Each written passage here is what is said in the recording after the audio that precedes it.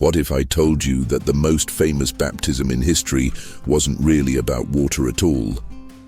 The baptism of Jesus by John the Baptist wasn't just a religious ceremony. It was a psychological masterpiece that shattered 3 different minds and changed the course of human history forever. Most people think they know this story, but what happened in those muddy waters of the Jordan River reveals hidden truths about power, identity, and transformation that will completely change how you see leadership, influence, and human nature itself. Are you ready to discover what really happened that day? Because the truth is far more mind-blowing than you think. Here's what most people don't understand about John the Baptist. He wasn't just some wild preacher living in the desert. John was the most powerful religious influencer of his time, commanding massive crowds and wielding unprecedented psychological authority. Think about it.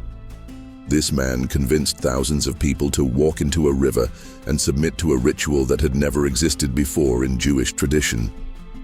That's not normal behavior.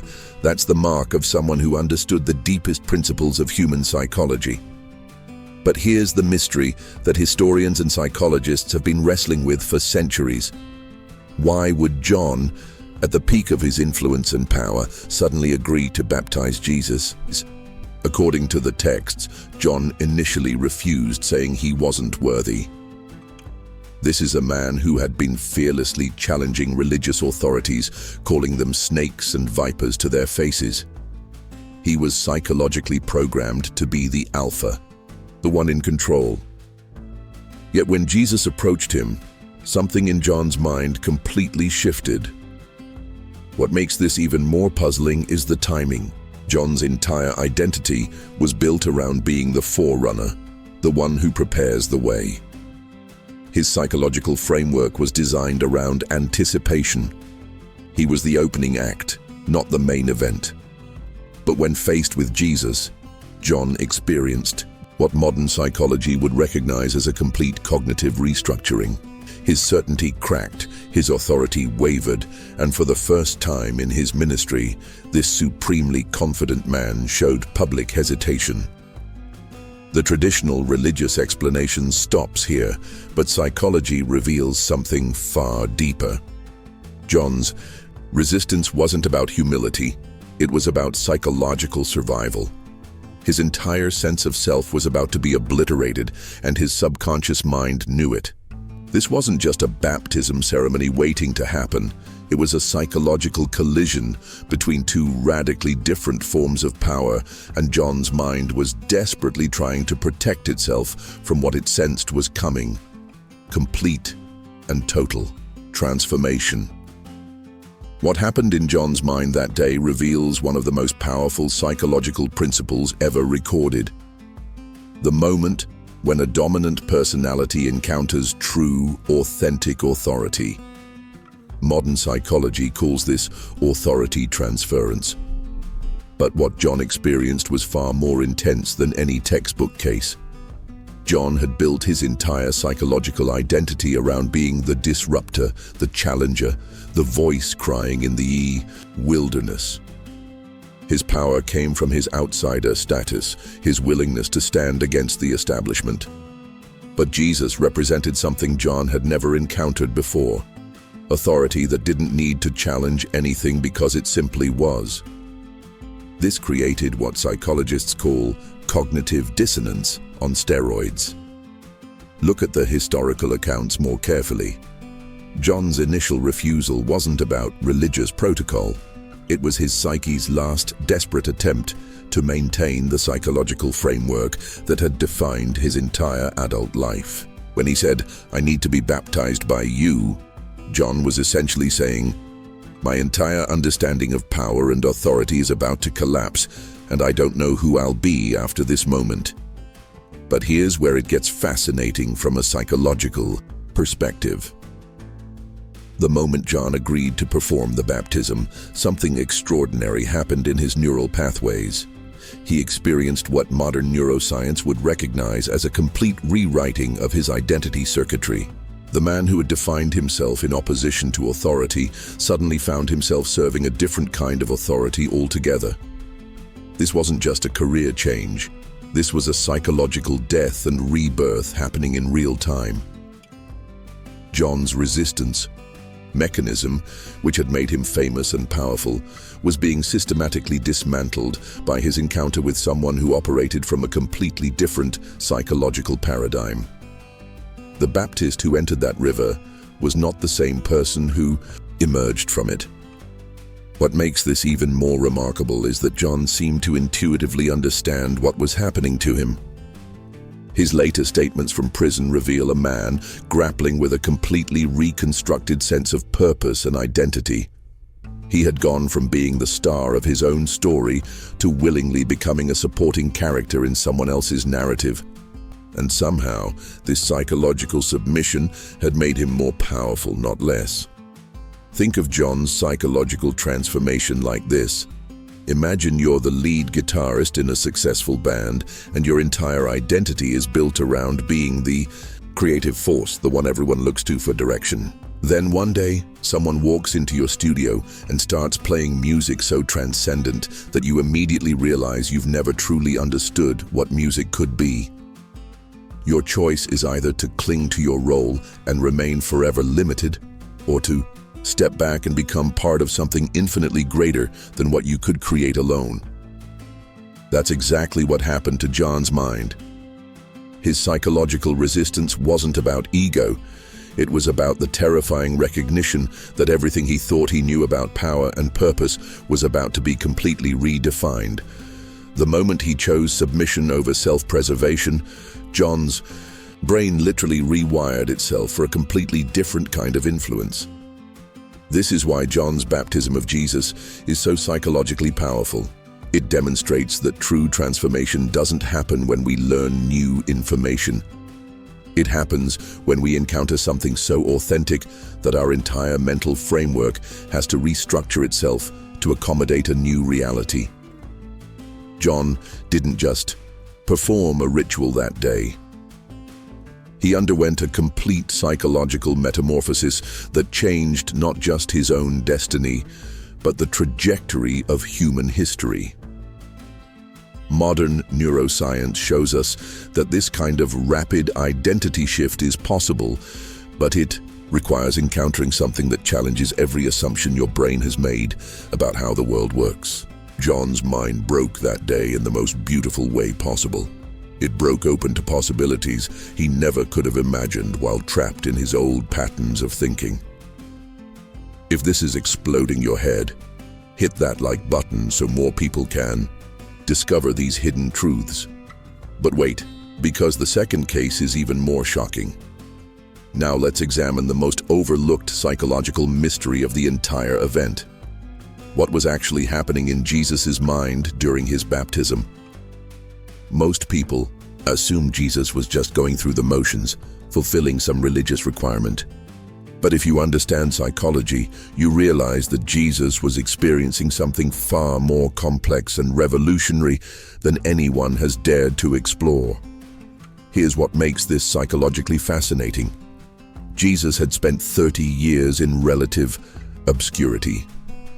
30 years of knowing exactly who he was and what his mission would be, but living in psychological suspension, waiting for the right moment to step into his true identity. That's not normal human behavior.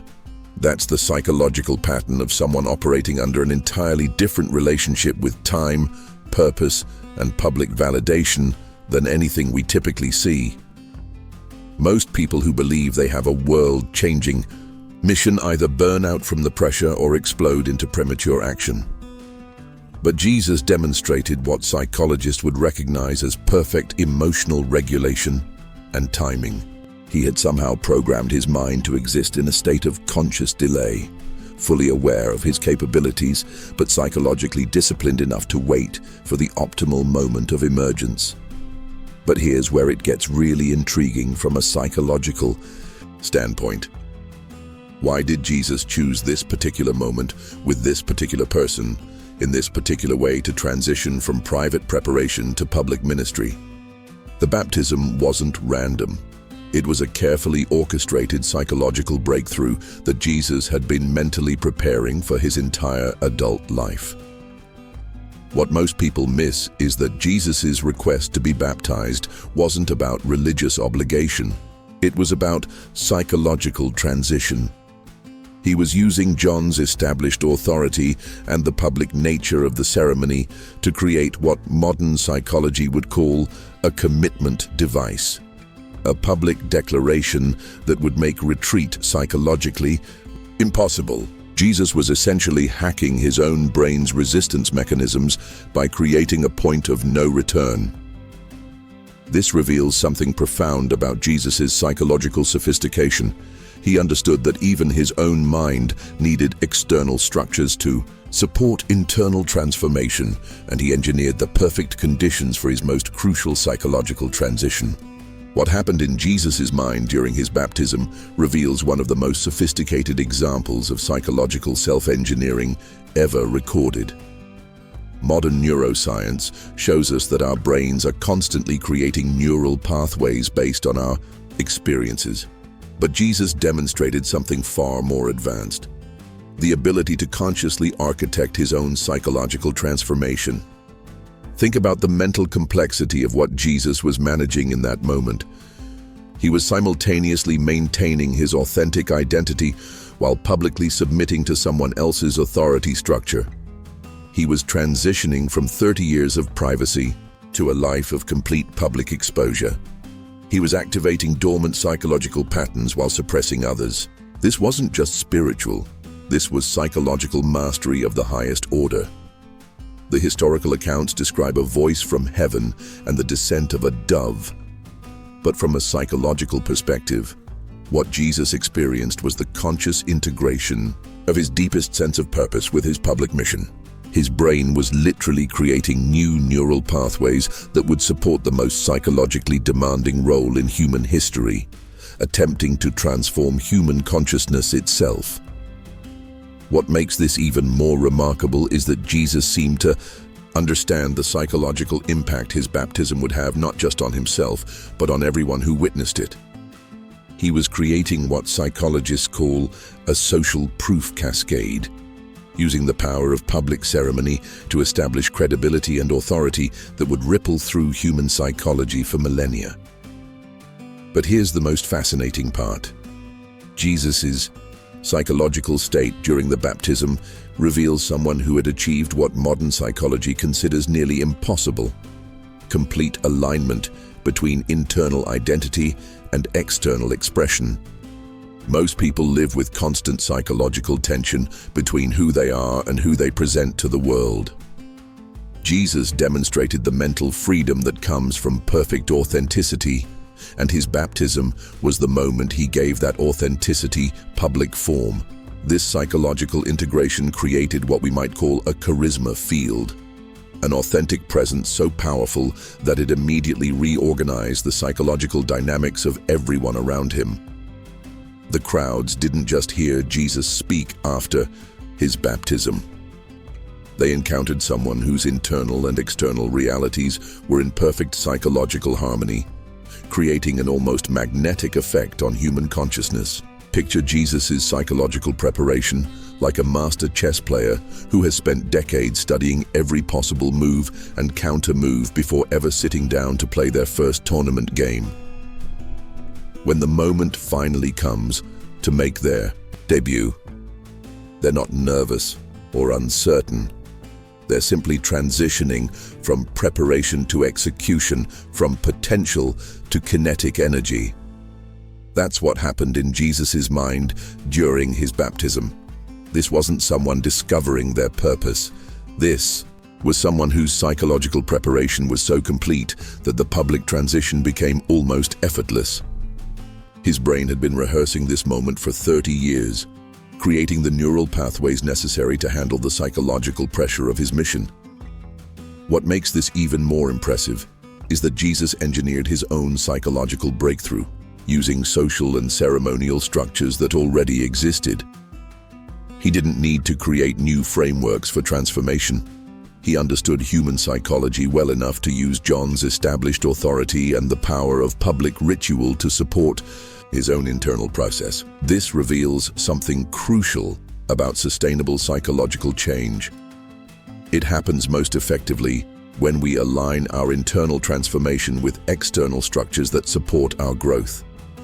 Jesus' baptism demonstrates that even the most self-aware individuals benefit from community witness and ceremonial marking of important psychological transitions. The genius of Jesus' approach was recognizing that his mind needed this public declaration to fully activate his mission mindset. By submitting to baptism, he was essentially programming his brain for public accountability and irreversible commitment to his purpose. This psychological sophistication is what enabled him to maintain perfect authenticity under the most intense pressure any human leader has ever faced. And subscribe now, because the third case coming next will completely change your perspective on human nature. But here's the most mind-blowing psychological mystery of all. What happened to the minds of the crowds who witnessed this baptism? Most people focus on John and Jesus, but the real psychological earthquake was happening in the hundreds of ordinary people standing on the riverbank that day.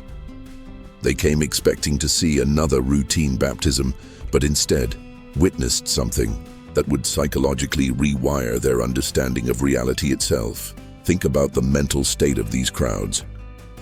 They had been following John's movement, getting caught up in his message of preparation and anticipation. Their psychological framework was built around waiting for something to happen, for someone to come, for change to arrive. They were in a collective state of expectant consciousness, but no one knew exactly what they were expecting. Then Jesus stepped into the water, and everything changed. But here's what's psychologically fascinating. The crowd's transformation wasn't based on understanding what was happening. It was based on witnessing something their minds recognized as fundamentally different from anything they had experienced before. Their brains were processing authenticity at a level that bypassed rational analysis entirely. What makes this even more remarkable is the speed of the psychological shift. Historical accounts suggest that people immediately began following Jesus after his baptism, abandoning their previous commitments and completely restructuring their life priorities. That's not normal human behavior. That's the psychological signature of encountering something so compelling that it overrides all existing mental programming. But the most mysterious aspect of the crowd's reaction is this. They didn't just follow Jesus because of what he said or did. The psychological transformation happened at the moment of witnessing his baptism, before he had performed any miracles or delivered any major teachings. Something about the authenticity they witnessed in that ceremony created an instant psychological recognition that transcended rational decision-making. This reveals something profound about human consciousness. Our minds are constantly scanning for authentic leadership, and when we encounter it, our psychological response is immediate and often irreversible. The crowds that day experienced what modern psychology would recognize as collective identity disruption. Their entire sense of what was possible in human experience was suddenly expanded beyond their previous mental limitations. What happened to the crowd's collective psychology that day reveals the most powerful force in human consciousness: the recognition of authentic authority.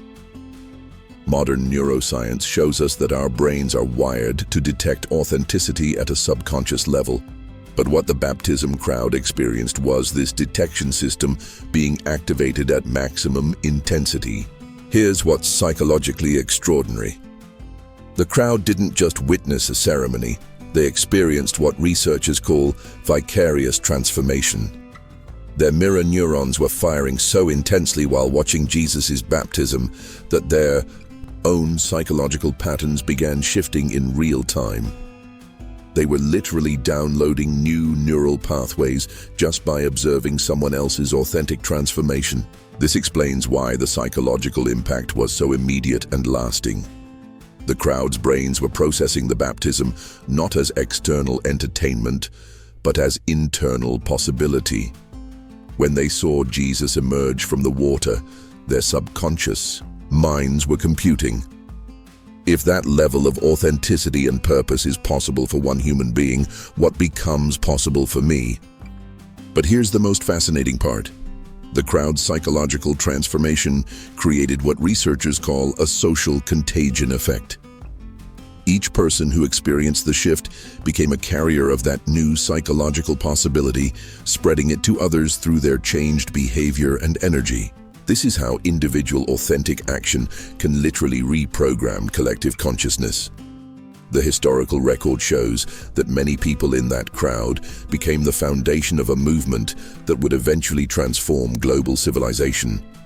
But, psychologically, what we're looking at is evidence that human consciousness is far more interconnected and influential than we typically realize. One person's authentic breakthrough can trigger cascading psychological shifts that reshape entire cultures.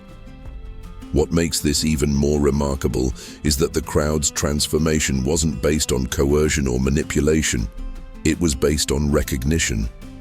Their minds encountered something so aligned with their deepest psychological needs that resistance became psychologically impossible. They weren't being convinced. They were being awakened to possibilities that had always existed within their own consciousness but had never been activated. This reveals the ultimate psychological truth about leadership and influence. The most powerful force in human consciousness isn't persuasion or charisma, it's authentic example. When people witness someone operating from complete psychological integration, their own minds begin reorganizing around similar possibilities, creating exponential change that extends far beyond the original moment of encounter. Imagine you've spent your entire life believing that humans can only run at a certain speed, and then one day you witness someone break the sound barrier on foot. Your brain doesn't just process this as interesting information, it fundamentally rewrites your understanding of what's possible for human potential. That's exactly what happened to the crowd's collective psychology during Jesus' baptism. Their minds weren't just observing a religious ceremony, they were witnessing the activation of human possibilities they didn't know existed. When Jesus emerged from that water, the crowd's brains began firing in patterns that had been dormant their entire lives. They experienced what psychologists call possibility expansion. The moment when your mental limitations suddenly dissolve because you've seen evidence that transcends your previous framework. This is why the baptism created such immediate and lasting psychological change in the witnesses. They didn't need to understand what had happened intellectually. Their mirror neurons had already downloaded the new pattern and begun integrating it into their own psychological operating system. They walked away from that riverbank with fundamentally different neural pathways than they had arrived with. The genius of what happened that day is that it demonstrates the most efficient method of psychological transformation: authentic example. Words can influence thoughts, but witnessing authentic breakthrough rewires the brain at the deepest level. The crowd experienced collective psychological evolution simply by being present when someone else stepped fully into their authentic power. This is why the baptism of Jesus continues to impact human consciousness thousands of years later. It wasn't just a historical event. It was a psychological template that activated human potential in a way that keeps rippling through collective consciousness, inspiring people to discover possibilities within themselves that they never imagined were available. These three psychological breakdowns reveal the ultimate truth about human transformation. When authentic authority meets surrendered power in the presence of open consciousness, reality itself shifts. John's mind broke open to new possibilities. Jesus' psychology aligned perfectly with his purpose, and the crowd's collective consciousness expanded beyond previous limitations. This wasn't just a baptism, it was a psychological revolution that's still reshaping human potential today. If these three cases exploded your mind, smash that like button and subscribe to never miss our next mysteries. Tell us in the comments, which revelation surprised you most? Hit the bell so the algorithm doesn't lie to you. And if you know someone who needs to see this, share it, because these truths need to be known. The psychology of transformation is always hidden in plain sight. This analysis is speculative and based on historical texts and psychological interpretation, not clinical diagnosis. This analysis is speculative and based on historical accounts and psychological principles, not clinical diagnosis.